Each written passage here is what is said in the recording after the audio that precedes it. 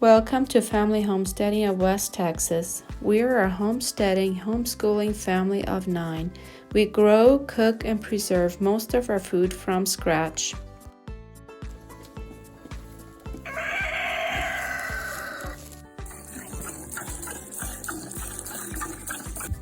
We hope that our videos will be an encouragement and educational for you.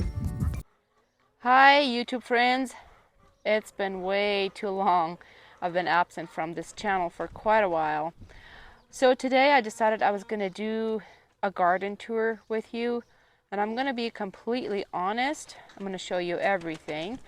Not everything in the garden looks perfect, but I'm just going to show you everything that we have growing right now. It's late spring. Some of the spring crops are out, others are ready to harvest. Most of the summer crops are in. We have a couple of them that we're still going to put in. But let's begin our journey here. So we're going to start here. This is mint, and it looks very good right now. These leaves are just so deep green. The smell is amazing. We use this mint for teas. We have also used it to infuse to make some soaps and different butters and so on. This is spearmint. I didn't know for a long time that spearmint and peppermint is actually two different mints. So I do have peppermint in a different location. And then all along the edge of the garden here, we have different things. We have rhubarb growing here. I'm not sure what's going on with our rhubarb this year. It's going to seed, and I did a little research. It said I was supposed to remove the stems that are developing these seeds, and I did it a couple of times, but they still just continue to grow new ones. 2 of the plants are doing that. The other 2 are fine. And then we have some sage here. It's still very small. If anybody has any tips on how to make sage grow faster, please leave it in the comments below. We have one single rosemary plant here that looks good. We have harvested a little bit of it. I guess we could start harvesting more of it. And then we have our onions here. You see we have lots of onions that are bolting this year. And I do believe it has to do with in April we had a week and a half where it was getting very hot and then very cold. And I guess that kind of put those onions into the seeding mode. But we have other ones that have grown very big bulbs. Like here, you see those are nice big bulbs. And then right next to it, we have a smaller one. And the majority of these onions are ready to harvest. I guess we had wanted to harvest them yesterday, but we had a nice rain day before yesterday, and I just don't like to harvest onions when it's muddy. So we'll start harvesting these maybe today.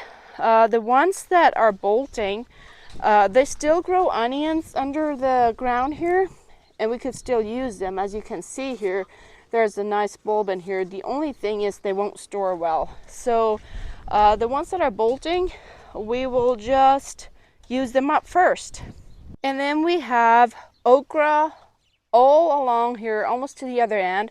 We have some red onions here. I planted quite a bit later than the other ones on this side that are ready to harvest. These are the short day variety. This is, I think, like a long day or something like that. And then we have zucchini growing here. They look good. And then we have one single plant of loofah. I actually planted more, but they didn't germinate. So I'm very excited. I'm hoping that this one will do well. I've never grown loofah before, so that is something completely new for me. Okay, and then here we have beans on that side, under the tunnel here, more onions, intermediate day and long day on the other end. We have peas growing on this side. This all gets partly shaded. I guess because some of these plants don't like it as hot as we get it. And we have lots and lots of volunteer plants this year. We have a little zinnia here. We have zinnias all over the garden this year because we had a row of zinnias last year. So a lot of people would say growing long day and intermediate day onions in West Texas is impossible. But I did it last year. It was a big success. So I'm doing it again this year. They tend to store better than the short day variety. Okay, so here we have, right on the tunnel here on the trellis, we have flowers. We had cosmos, we have petunias, and lots of volunteer zinnias as well. So that is just for pollinators and for the eyes. And then I planted a row of cucumbers here, interplanted with zinnias that I took the transplants of another place where I didn't want the zinnias. But you see the cucumbers are just peeking through. And this is actually our third planting of cucumbers. I like to plant cucumbers every couple of weeks because they tend to reach the high production peak and then they go lower again. And I like to have fresh cucumbers all summer long. You see there's one peeking just through the ground here. So what I did is I would plant a zinnia and then a cucumber and a zinnia. And some of these zinnias look sad. I don't know if they will make it, but I have a lot more. If they don't, then I could just plant a new one there. So a whole full row of cucumbers.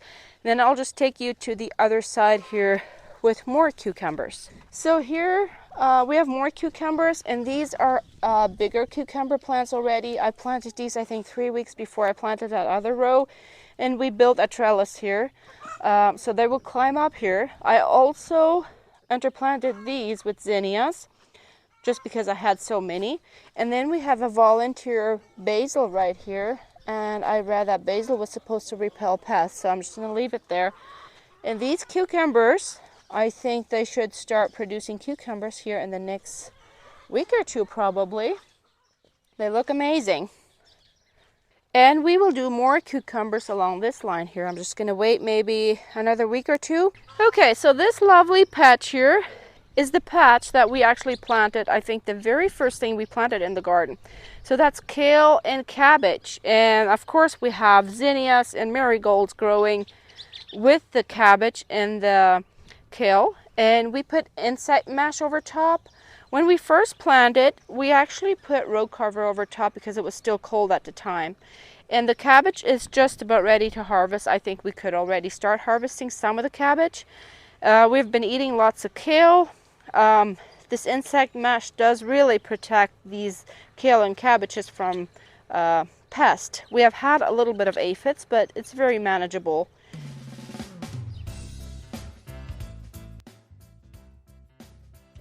So this is part of the spring garden that will come out soon, and then something else will get planted in its place for summer. Okay, and then we have 3 rows of pepper plants. And this is where you can see not everything is perfect. These pepper plants here, they have curly leaf, and I haven't quite figured out why. There were aphids on here, but I think we got rid of them. But they still have curly leaf. And some of these other pepper plants, they look a little yellowish. So we're still working with that. We have poblano, we have sweet frying peppers, we have habanero, we have jalapenos. So I think we have just about every pepper plant that you can think of. This one looks very good. And this is a Felicity jalapeno. So this one is supposed to produce the large jalapeno for peppers.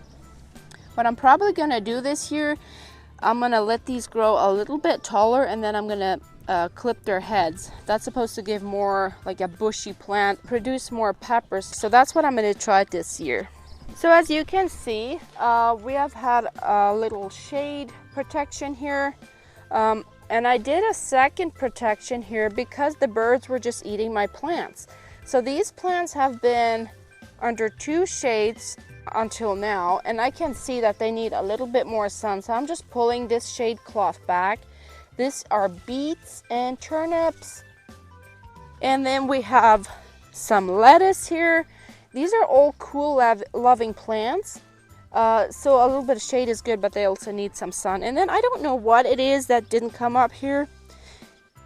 And then we have spinach here with, of course, some volunteer zinnias, some dill, and cilantro. These are all, like I said, cool loving plants.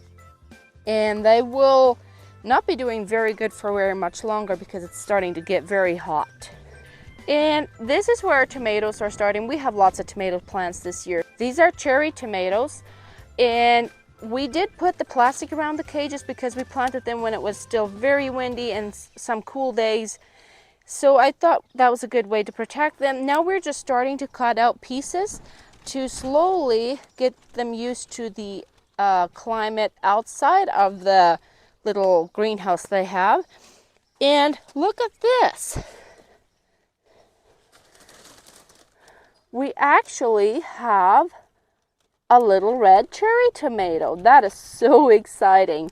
And there's more set fruit on here, so that shouldn't be too much longer, and we should have lots of fruits here. Okay, so more tomatoes. We made shade for all of them because when it gets hot, they don't tend to do very good.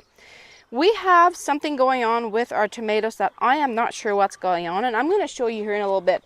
But I have more room here that I'm going to plant more tomatoes here even. There's 2 full rows over there and a half row over here. We have different varieties there. Some of them have set some fruit, and I'm going to show you. So we have some fruits that are set right here. There's actually a nice cluster here. But do you see these plants?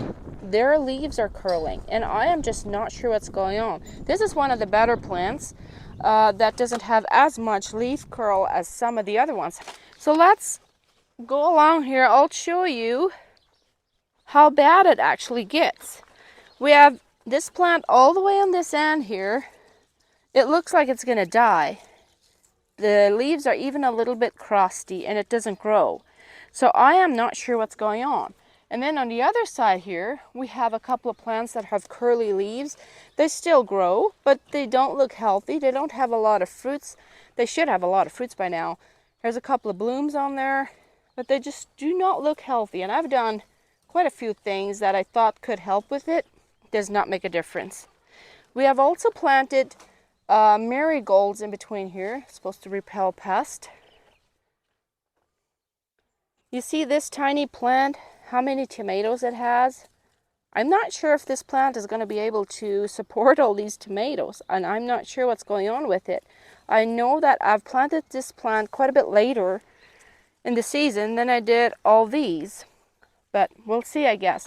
And you'll probably see that these tomatoes, I've actually put them up with strings, and then on the other side we have cages. I didn't have enough cages, so I'm gonna try both methods and see which one I like better. And here I have some more transplants that I started from seed a little bit later in the season than I did the other ones. So these are just about ready to get transplanted in the area I showed you before. So you see this whole strip here. This is just a strip where weeds are growing, so I'm gonna make good use of it. I'm gonna make like maybe 4 or 5 feet on the edge of the garden here. I'm gonna till it up and I'm gonna put some hard white wheat in here, and we're gonna try to grow some wheat for bread baking. And then we have our shade tunnels over here, but this is the west side of the garden, so the plants are still getting a fair amount of sunshine when it's very hot in the day, more than I'd like to. So I'm going to plant a row of pole beans right here and have them going up on the trellis to protect these peppers and tomatoes from sun scalding in the hot part of the day. So I think that's going to be nice to have this actually getting used instead of just having weeds growing. You see all these volunteer zinnias? This is also the same strip that I'm going to be tilling up and using it for wheat. I have 2 comfrey plants that are growing in here. I will leave them in here. I'm very proud of them, and I'm really trying to grow more of them.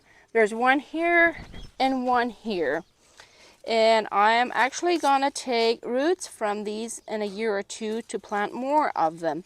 But all these zinnias will need to come out, and we will transplant them in a different place because wheat is going to go in all the strip along the west side of the garden here. So let's check out these raised beds. I have 4 of these raised beds.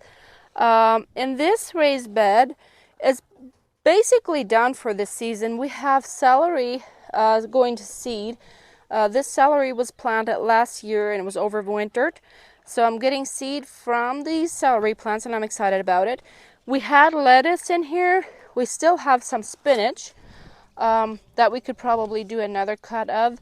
But I did cut all the lettuce because it was ready to be harvested. It was starting to get hot. Plus, we had a lot of aphids in here.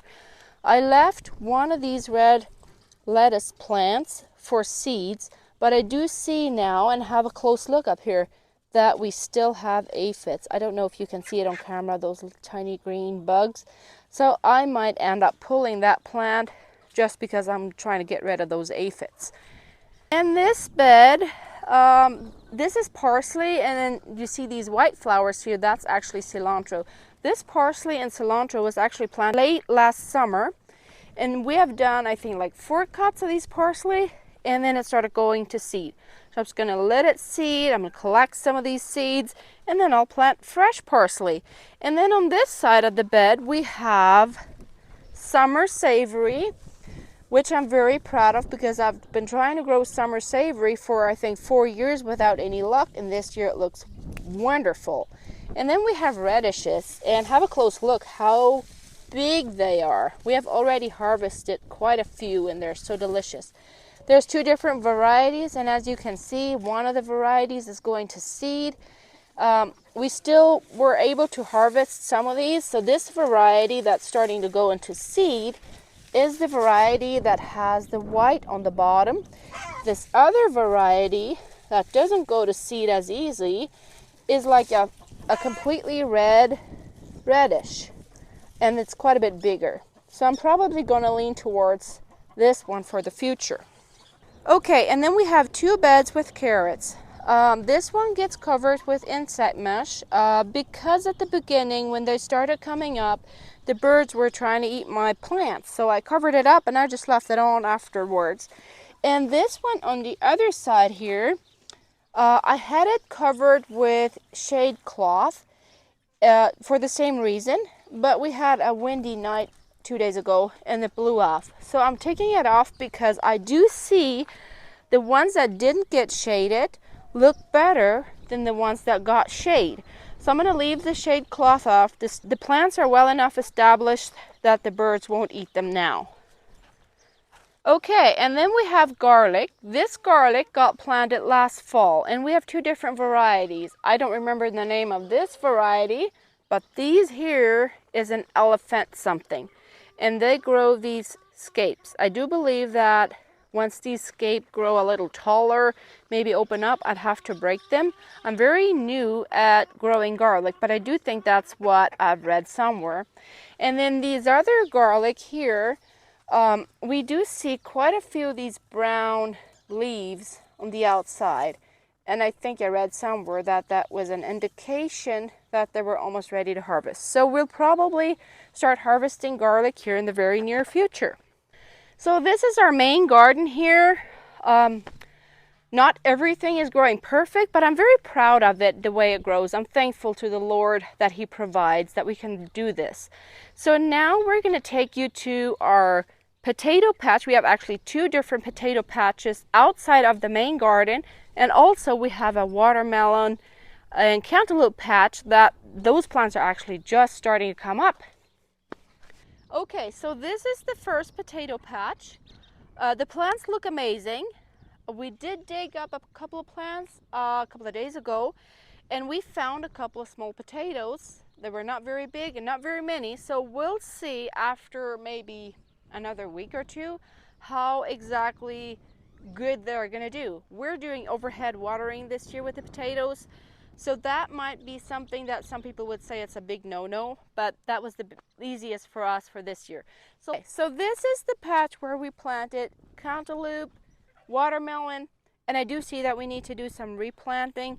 Not all of them have come up. There's some nice plants, but we do have an issue. Something is eating our plants. I see that these watermelon plants, their leaves got bitten off.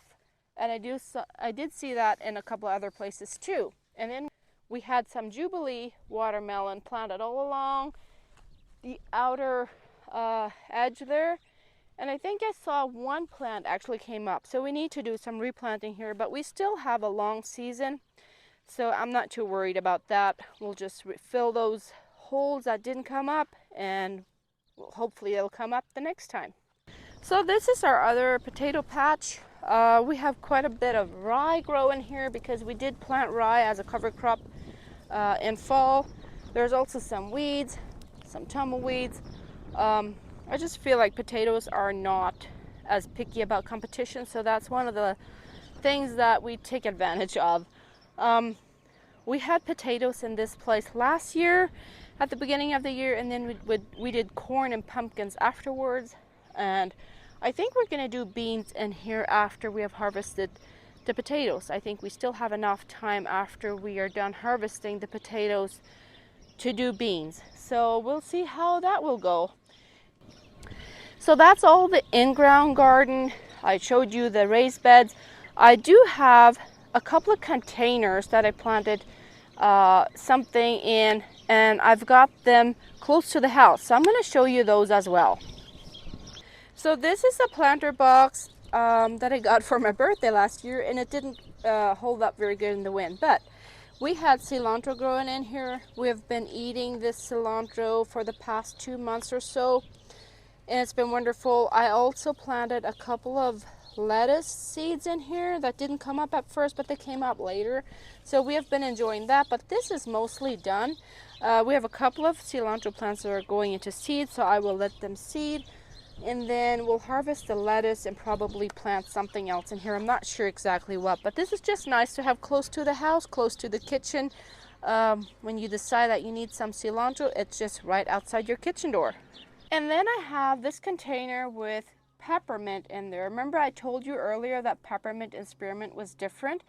This peppermint has way smaller leaves. The smell is a little bit different. And it's also invasive, so I planted it in a container, and you see I have planted it where the air conditioner constantly drips, because mint likes a pretty moist soil, not too much sunshine. So this is on the east side of the house. It only gets sunshine for a couple of hours a day. Okay, so these cucumbers is actually a surprise. I planted these I want to say end of March or beginning of April, and then we got a snow on April 8th, and I gave up on them because I knew that that already started sprouting under the ground.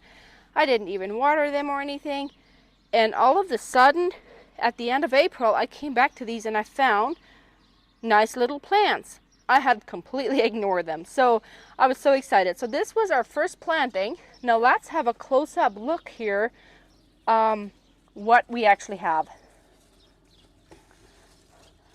Look at that. That's a cucumber that's actually ready to pick.